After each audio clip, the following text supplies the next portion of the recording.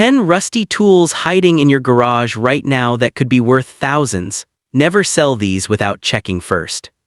That rusted hand plane sitting at the bottom of the toolbox, the one with the jammed blade you keep stepping over, one just like it sold for $890, rust and all, blade stuck so tight it wouldn't budge with a thumb.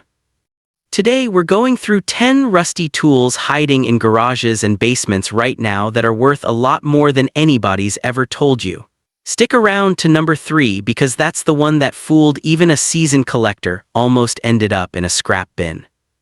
Before we get going, drop a comment and say where you're watching from. Doesn't matter where, every comment gets read.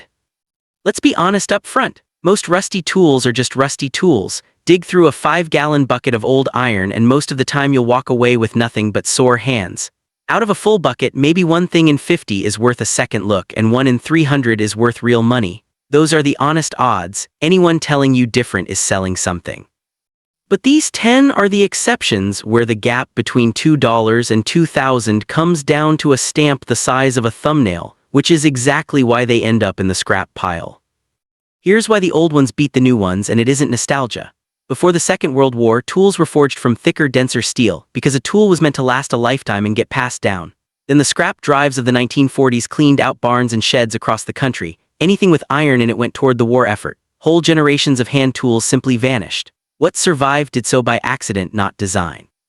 That's why the good ones are scarce, and why they're worth hunting for. Number 10, the hand crank coffee grinder. Most people see this in the back of a cabinet, cast iron box, crank on top, drawer underneath, and figure it's just old kitchen junk. But grinders made before 1900, especially from top-tier makers, were built with cast iron detail that later production never matched. These got used every single day, so most wore out or broke. The ones that survived intact are genuinely rare. One turned up at an estate sale, rusted stiff, paint mostly gone, picked up for $3. Cleaned off, it carried a rare pattern stamp collectors specifically search for. Sold at auction for $410. Check for a maker's name or model number on the base. Turn the crank, smooth movement is a good sign. Check the hopper for cracks. An ordinary old grinder runs $40 to $80. A rare maker in good shape is where the real number shows up. Number 9, the cast iron meat grinder. Heavy, greasy clamp-on. Most people see scrap metal, plain and simple.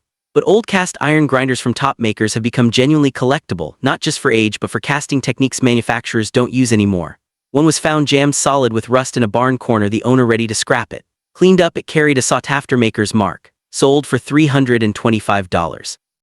Check the base for a maker's name and size number. Try the gears. Seized isn't a deal-breaker, but it does lower the price. Look for original attachments. A complete set is worth noticeably more than one missing parts.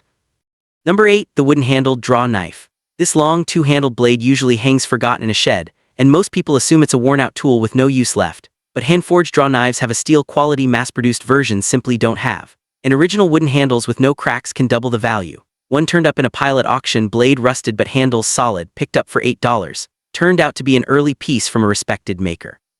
Sold for $275. Check the handles for cracks or looseness. Look at the blade's taper. Hand-forged blades have a slightly uneven taper, machine-made versions lack. Check the center of the blade for a maker's stamp.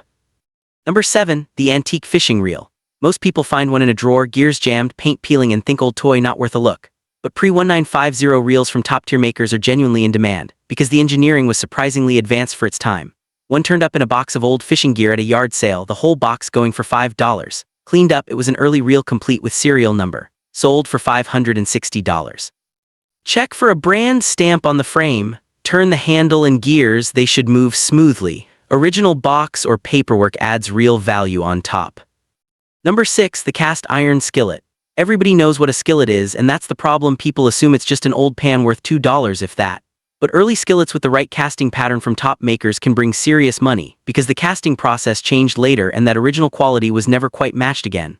One turned up in a stack of rusty skillets in a basement, a faint older company mark on the base. Picked up for $2, sold for $680. Check the base for the logo and size number. Look for the older casting pattern. Check carefully for cracks or warping. Either one tanks the value completely. Number 5, the unusual shaped hammer. Most people treat every hammer the same. $2 at a yard sale, nobody looks twice. But certain unusual head shapes are genuinely rare and specialty collectors actively hunt for them. The difference comes down to head shape and maker's stamp. One turned up in a flea market pile, head slightly curved, handle original hickory, picked up for $3. Turned out to be a rare early 1900 specialty piece. Sold for $195. Check the head shape first. Anything departing from standard deserves a closer look. Check the handle. Wood, hickory, or ash is a good sign of age. Look for any stamp on or near the head. Number 4. The wooden bucket ice cream maker. Wood cracked, metal parts seized. People assume it's an old summer toy with no life left. But early versions with the original crank mechanism and tin liner still intact bring good money, mostly because the wooden buckets crack and get thrown out long before anything else fails. One turned up at a garage sale, wood slightly cracked but mechanism turning fine, picked up for $4, complete with the original tin liner. Sold for $230. Check the crank for smooth movement. Check inside for the tin liner, often missing entirely. Look the wooden bucket over for major cracks or rot. Number 3. The wooden folding rule, not a tape measure, the kind that unfolds section by section on brass joints. For years the assumption was that the wood mattered most. It doesn't. It's a thin brass extension slide hidden inside one end, used for measuring depth. On almost every surviving folding rule, that slide snapped off or corroded solid decades ago. The ones where it still slides freely are what collectors actually want. One turned up tossed in a box of rusty nails at a sale, nearly left behind. The wood was stained and it looked worthless. Out of habit, the brass slide got tested anyway. It moved like it had been old that morning.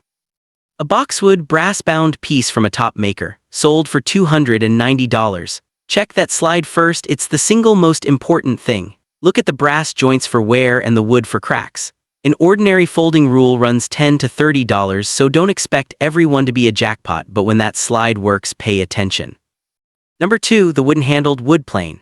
Everybody's seen one and nobody looks twice. A wooden block with a metal blade wedged through the middle, sitting dusty in a corner looking like scrap.